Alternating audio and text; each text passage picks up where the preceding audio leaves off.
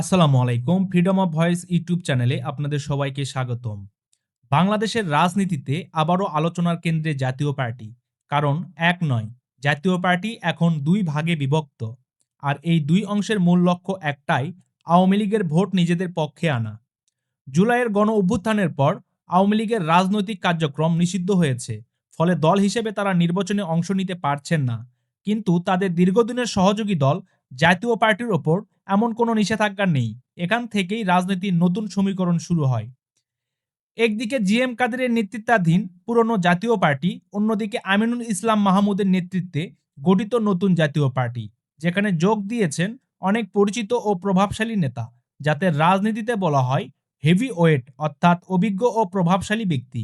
এই নতুন অংশটি শুধু দল গঠনেই থেমে থাকেনি, তারা গড়েছে একটি বড় জোট, জাতীয় গণতান্ত্রিক ফ্রন্ট বা এনডিএফ, যেখানে রয়েছে ১৮টি দল এবং ইতিমধ্যে ১১৯টি আসনে প্রার্থীও ঘোষণা করা হয়েছে। এখন প্রশ্ন হচ্ছে, কে টানতে পারবে আওয়ামী লীগের ভোট? কারণ ইতিহাস বলছে আওয়ামী লীগ ও জাতীয় পার্টির সম্পর্ক নতুন নয়। ১৯৮৬ সালে বিএনপি নির্বাচন বর্জন করলেও আওয়ামী লীগ অংশ নিয়েছিল। ১৯৯৬ সালে আওয়ামী লীগ ক্ষমতায় ফিরেছিল জাতীয় পার্টির সমর্থনে।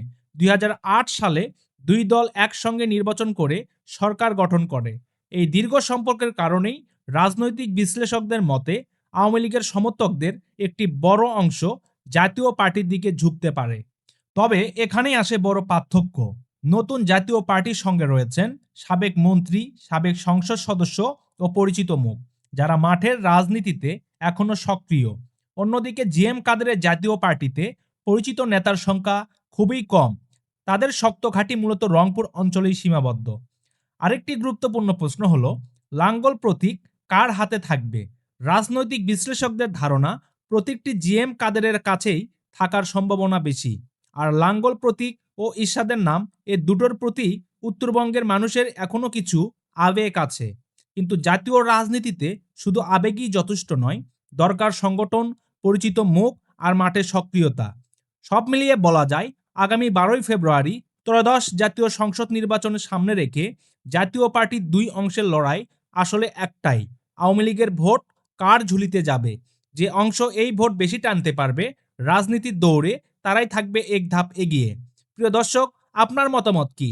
নতুন জাতীয় পার্টি নাকি জিএম কাদেরের পুরনো জাপা? কে এগিয়ে যাবে বলে আপনি মনে করেন? অবশ্যই কমেন্টে লিখে জানিয়ে যাবেন। ভিডিওটি ভালো লাগলে ভিডিওটিতে একটি লাইক দিয়ে সবার সাথে শেয়ার করে দিবেন। আমাদের চ্যানেলে নতুন হয়ে থাকলে অবশ্যই ফ্রিডম অফ ভয়েস ইউটিউব চ্যানেলটি সাবস্ক্রাইব করবেন। ধন্যবাদ।